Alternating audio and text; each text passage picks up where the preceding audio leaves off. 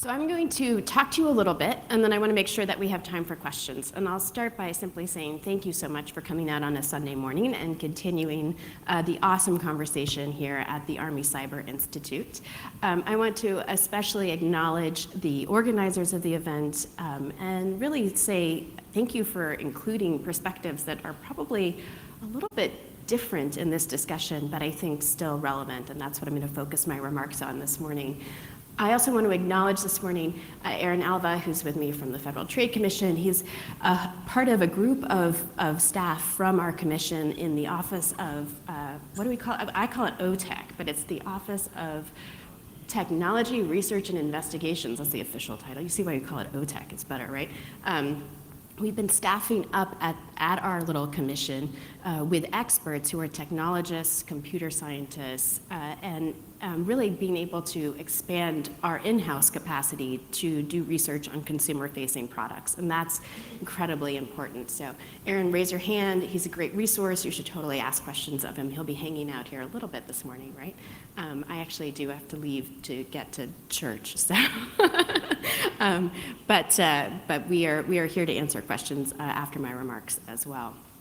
So why is a federal trade commissioner at the Army Cyber Institute talking about cybersecurity? I think is the question probably many people are wondering this morning. And I'm going to try to answer that for you. The short answer is the Federal Trade Commission is primarily focused on protecting consumers. We're over 100 years old, and our statute is grounded in protecting consumers from unfair, deceptive acts and practices. Now, what that's meant, practically speaking, over the last 20 years is that we have followed consumers from the brick and mortar world of consuming into the digital one. We have taken our authority to protect them from unfair, deceptive acts and practices and applied it when they are consuming online and now when they're using connected products to bring privacy and data security cases. So we're going to talk a little bit about what that looks like and how we're using our authorities to keep up with an era of very, very rapid change. I don't think I have to tell anybody here that we are on the cusp of this IoT-facilitated transformation, not only of our economy, but of consumers' daily lives. There's some metrics here about the number of Americans that had smartphones even just 2 years ago, and it was something like 50%, and now we have 80%. We have this explosion of connectivity with billions and billions of devices that are connecting every part of people's daily lives.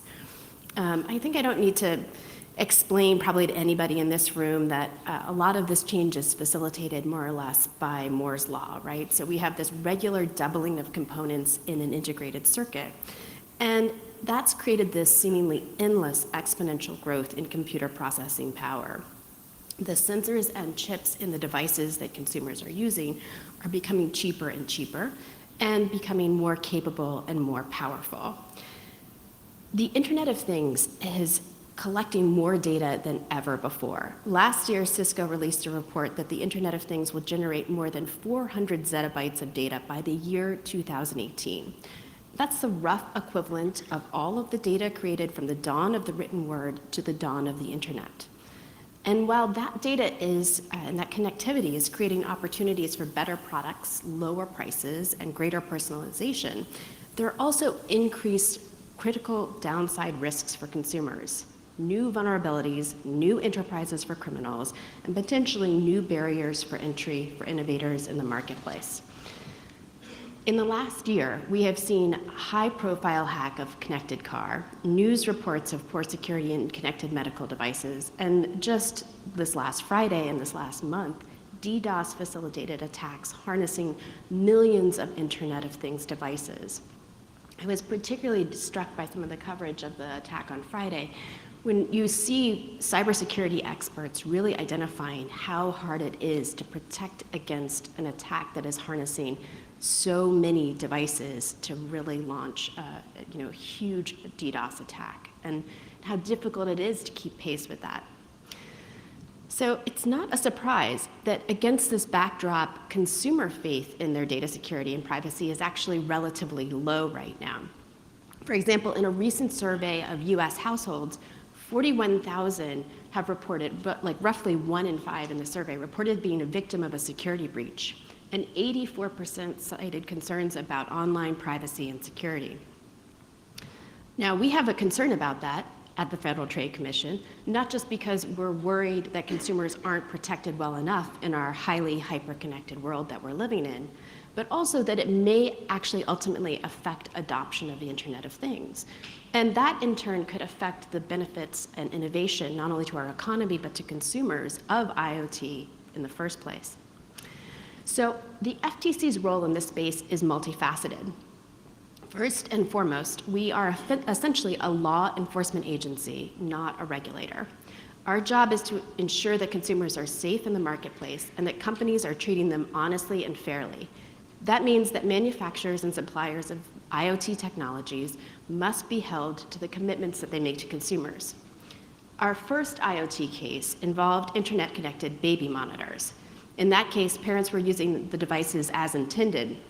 They would set up the camera in a nursery, and through their network, they would be able to monitor their baby while in another room. Unfortunately, a hacker found a flaw in the device, and that allowed anyone who knew the IP address of the camera to gain access to the same feed. And they published the flaw, and soon live feeds from 700 different cameras in different nurseries were available for viewing by the public on the internet. The company in this case had made an express and implied claim that their product was secure. It also had made promises to honor the security settings that consumers chose, and none of these claims were accurate. Earlier this year, we had our first case involving in-home routers. As most of you know, the home router is a central nervous system for our personal networks. All of our internet-connected devices, from fitness monitors to laptops to tablets to televisions, connect through routers in order to operate. In our case against Asus Tech, we alleged that the routers presented serious security flaws that could compromise entire home networks, and that security of consumer data was not properly protected. For instance, a researcher was able to alter the security settings of the router through web security portal and then commandeer users' internet traffic. Another security flaw was unearthed when it was found that a storage device connected to the router, like a thumb drive, could be accessed simply by landing on the correct URL address.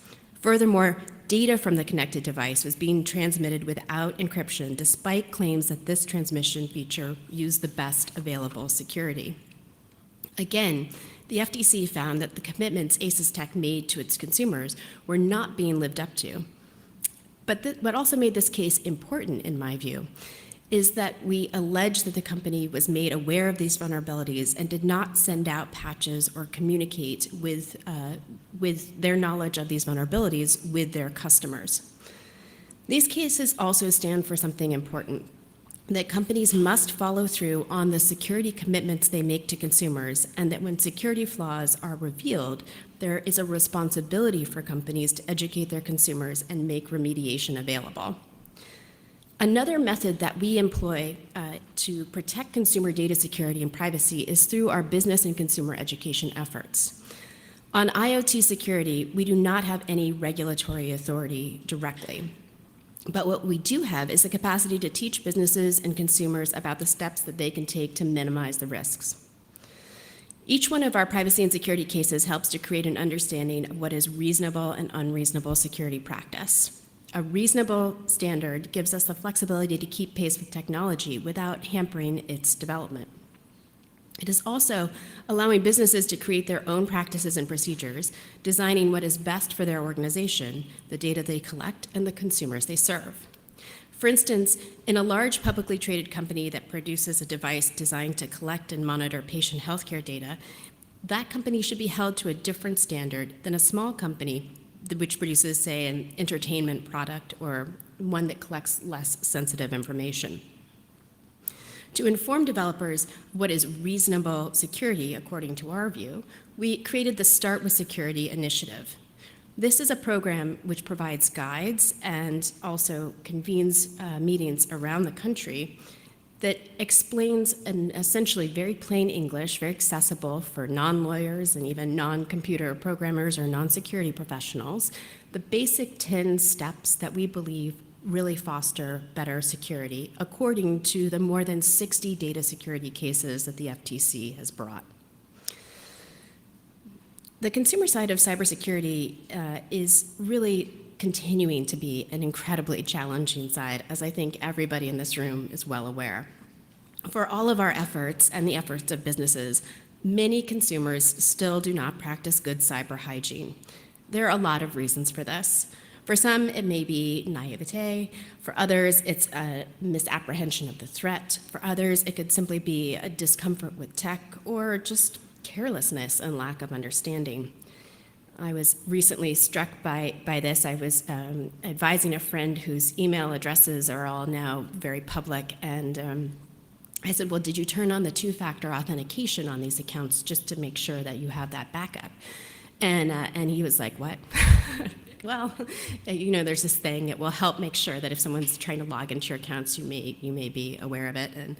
And it turned out that he hadn't done that. And so we went through and we turned it on all of the accounts. And this was someone who's really sophisticated and knows a lot about technology and everything else, but just hadn't taken the time to focus on his own cyber hygiene.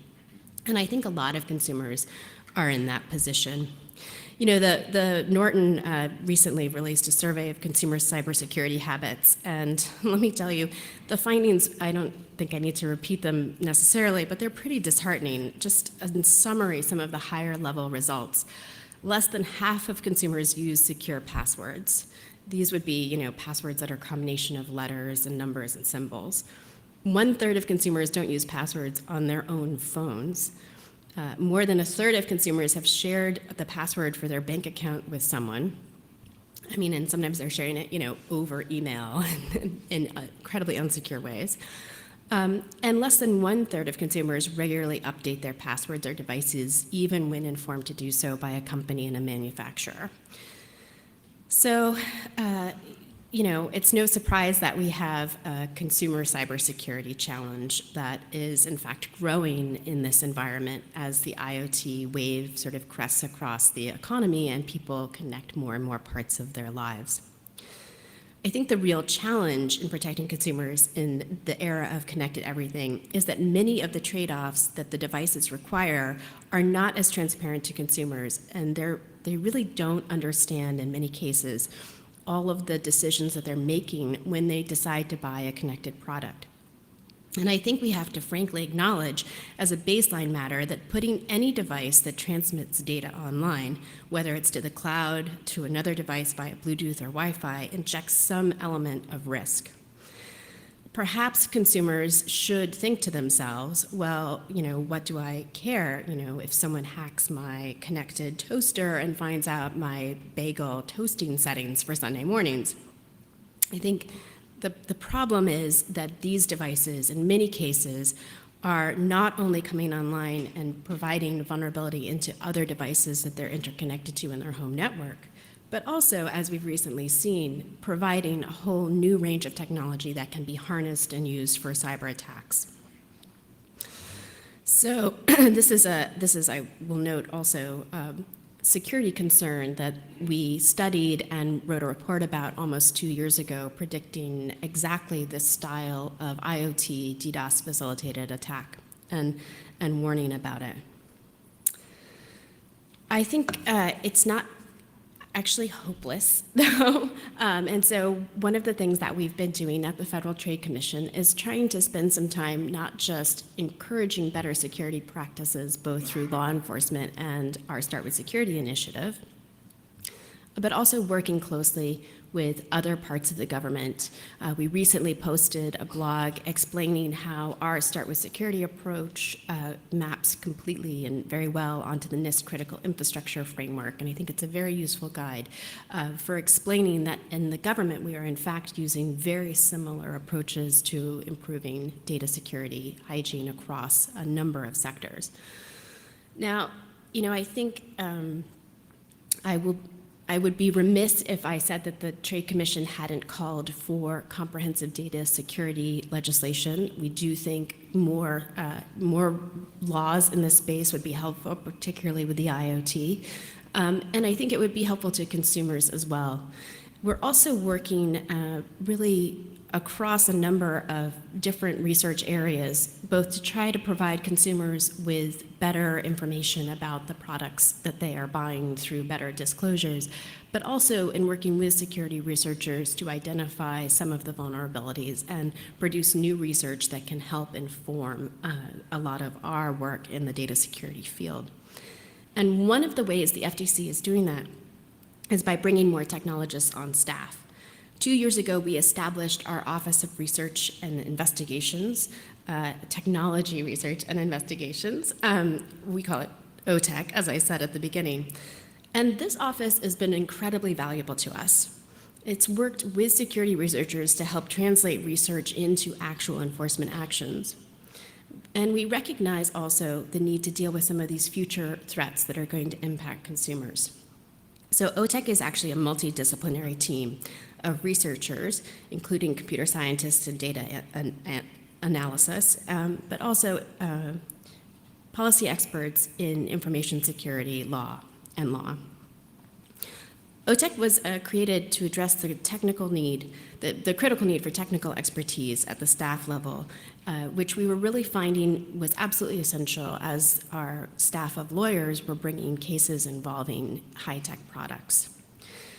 So many of our cases actually hinge on having a technical understanding of what is going on with the product itself. For example, in a case against Snapchat, we alleged that Snapchat was deceptive to consumers when it promised that consumers' snaps would be deleted and that they would no longer be accessible. But this was deceptive, in part because Snapchat kept video snaps unencrypted and shared in shared external storage, meaning it was accessible through other means, such as third-party apps. And having in-house technologists that could actually walk staff through the technical aspects really enabled them to understand exactly how the product was working, and to detect the fact that rather than being ephemeral and disappearing, snaps were actually relatively easy to capture.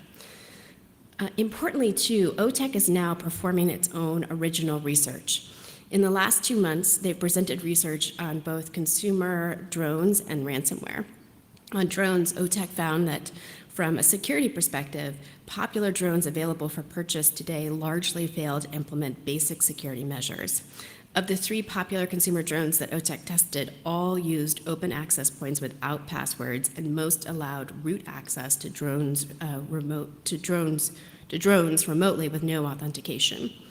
And on ransomware, a problem that I believe is going to increasingly be a nuisance type of problem for consumers using IoT, OTEC profiled many different variants to understand what the victim faces when their computer is infected by ransomware. Research included changing keyboard locales to determine differences in ransomware infection based on different areas around the world. And here, OTEC found some pretty interesting things. They found that the ransom amounts actually vary generally and as time went on, and that negotiation with ransomware distributors usually reduced the ransom amount. Nevertheless, the ransom itself is large cost to consumers, and the observed ransoms ranging from $15 to $3,300. I'm going to ask Erin if I'm right about this, but one of the things that was really interesting in this research was if you change your keyboard settings to Russian language, your ransom demand dropped or was eliminated in a lot of cases. So just a little tip. There's at least right now, an interesting way to mitigate some of these issues. That's public, right? Well, it is now. No, it was in the presentation. With not all variants, some of them. Okay. Anyway, you heard it here first. What we've learned as a consumer protection agency is that technologists are important to our everyday missions. In the world of evolving attacks, vectors, and resources, having technologists in-house enables us to bring cases that protect consumers against deceptive or unfair data security practices. having technologists also helps us think through policy decisions and also the unintended consequences of bad policy making. And so I think that's an incredibly valuable resource for us at the Federal Trade Commission, because one of the real mistakes we see policymakers making in this space is failing to understand technology and how it's working. So we're working hard to make sure that that's not a problem we have at the Federal Trade Commission. There's no doubt a public sector and private sector need to find effective solutions to secure the Internet of Things. And I would argue the next Congress really needs to pass comprehensive data security legislation in order to provide better standards around Internet of Things security. The sheer number of connected devices can pose a grave threat not only to individual consumers, but also, as we've seen, to other critical infrastructure and users across the Internet. We also need to make sure that these disruptive technologies and businesses don't disrupt our daily lives or become obstacles for consumers to adopt them, so that we can get the benefit of this innovation and really be able to harness it. So I look forward to continuing the discussion around these issues with all of you and to addressing some of the questions that no doubt you have about the work the Federal Trade Commission is doing in this space. Thank you very much. And I think we have plenty of time for questions.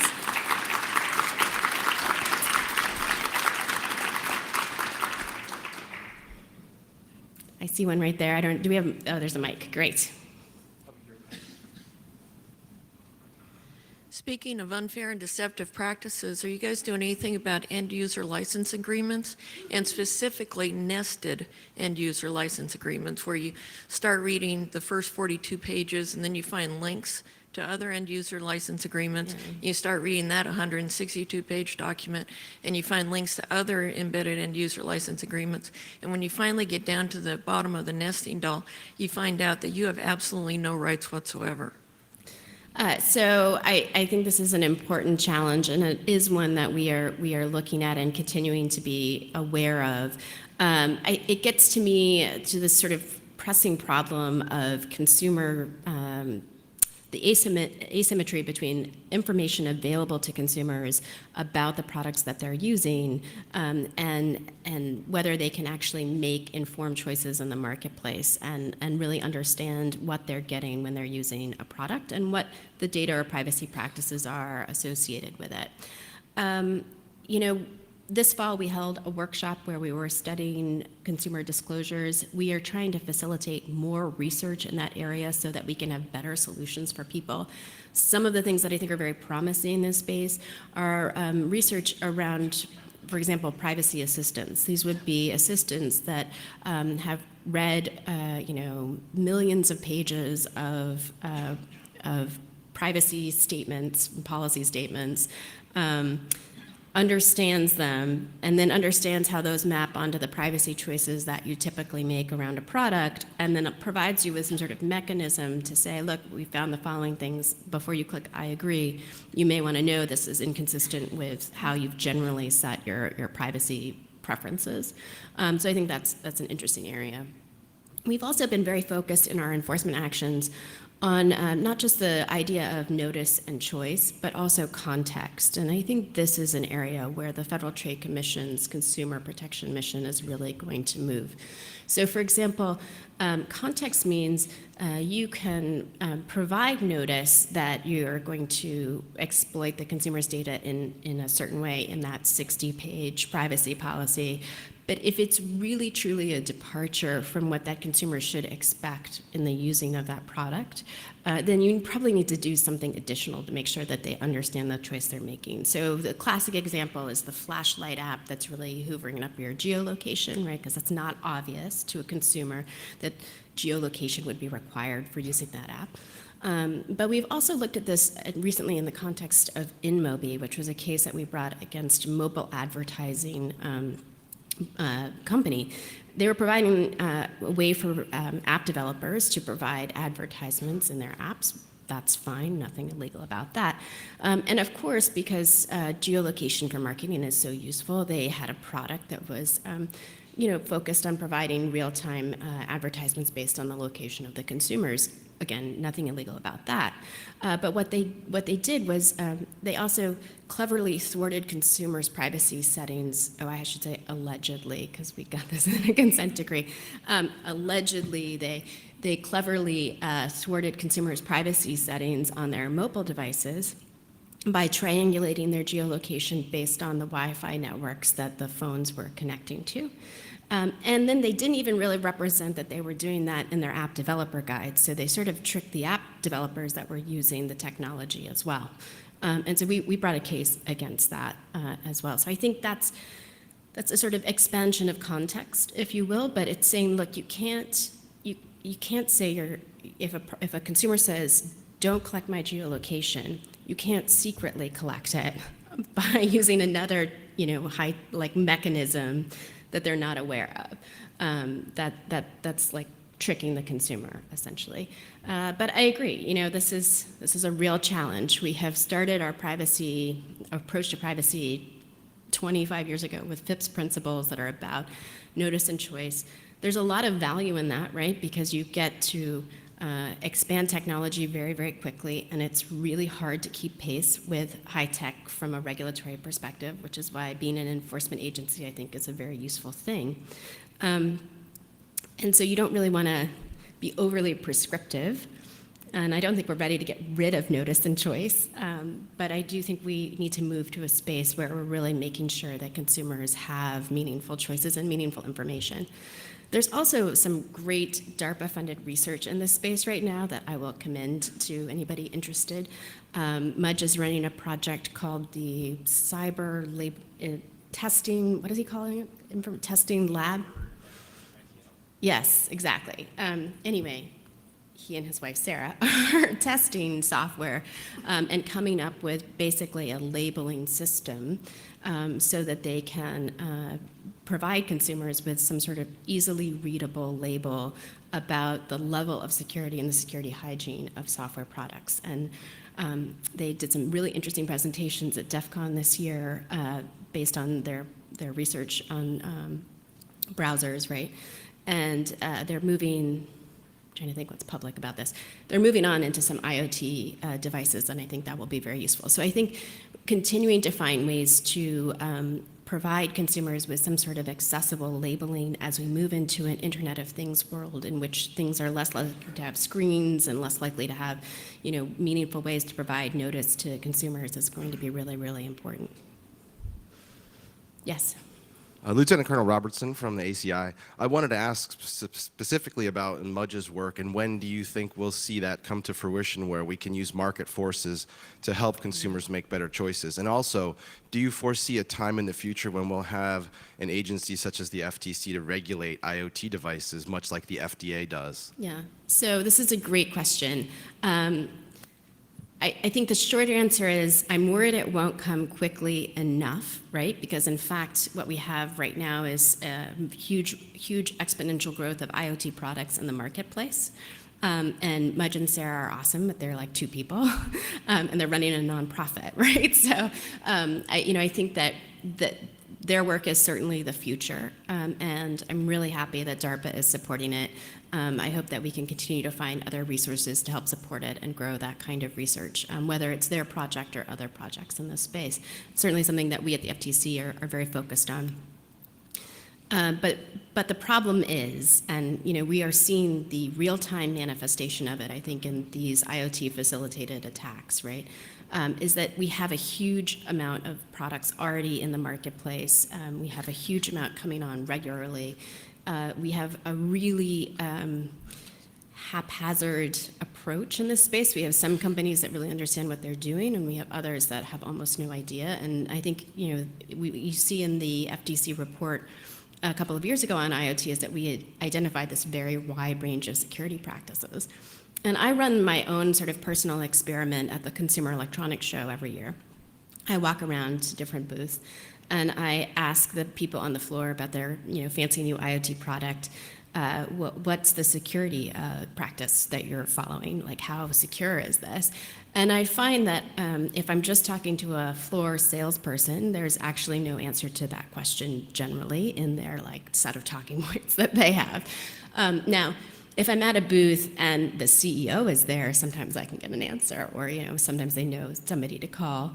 But very often I get some kind of like, oh yeah, it's really good. We have really good security people, or some kind of really flippant answer, right?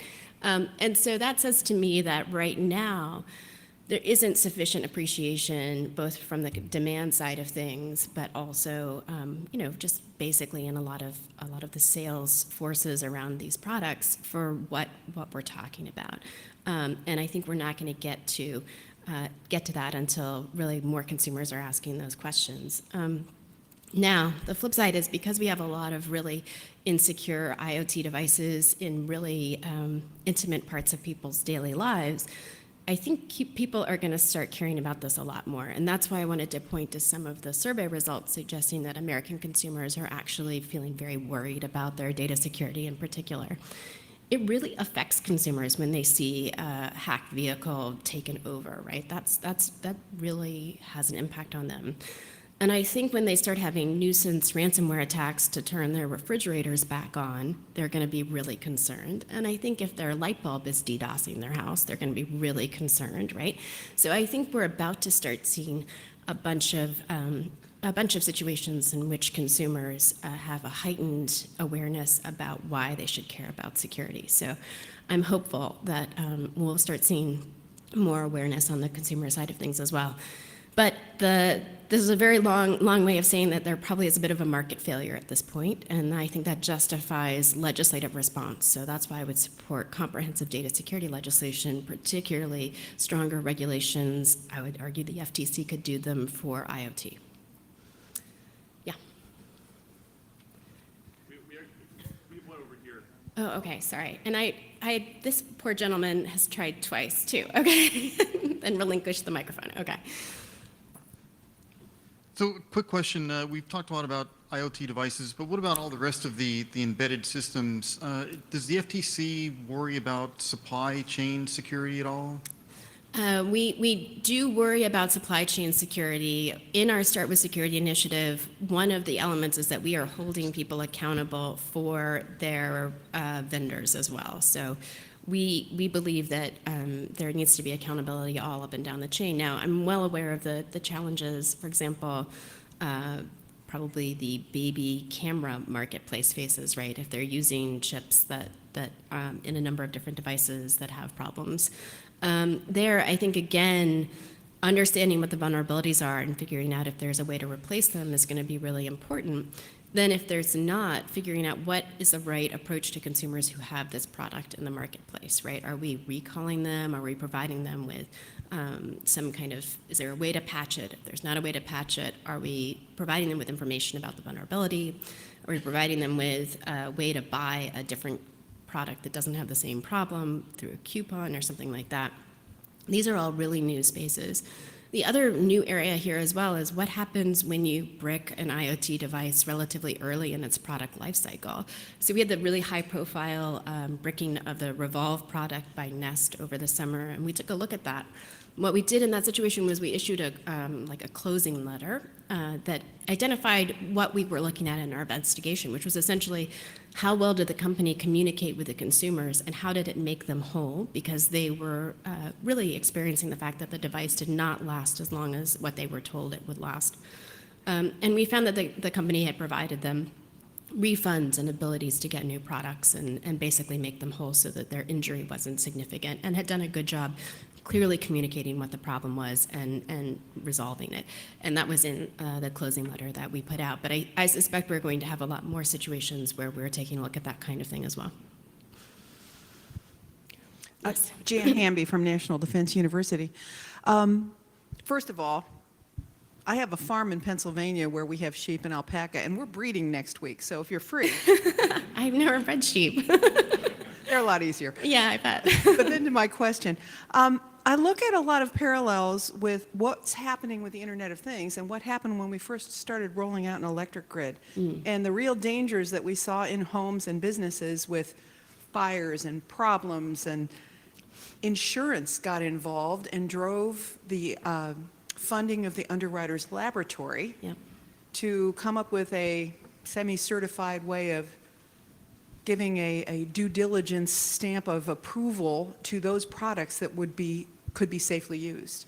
Now, you've noted that the marketplace is not responding to this kind of need in the Internet of Things, and that legislation may be required. But do you see anything that might help keep it a marketplace issue instead of requiring additional legislation? Well, so yes, I agree that there's a lot of interesting parallels here. And very often the discussion does lead to sort of, can the insurance industry play a more meaningful role? I think it probably can. One of the things I found very interesting here, though, is I do think the insurance industry is struggling a little bit with how to quantify the risk here. And that may be affecting their ability to think about what products they're bringing into the marketplace. Although recently I was reading a report, and it suggested that there were some more, they were sort of catching up to this as well. One thing that's different right now than the electrical grid, although I think it's a very good analogy, is the velocity of the change. And that's the thing that I think is providing like a real challenge, both for industry, but also for example, the insurance industry as well. And that's a new thing. We have Moore's Law, like creating this really fast cycle of change. And that's, I think, a bit different than the electrical grid. But there's no question that we have seen industries respond with some pretty good self-promulgated standards in this space. So, for example, the auto industry really did, I think, starting to do a better job since the GPAC in coming up with a response. You have the ISAC, Auto ISAC, which I think is useful. You have an acknowledgement from key players in the industry that what they need are good disclosure programs and bounty programs, as opposed to simply trying to get Congress to pass laws to outlaw hacking, which we all know wouldn't be a very productive response.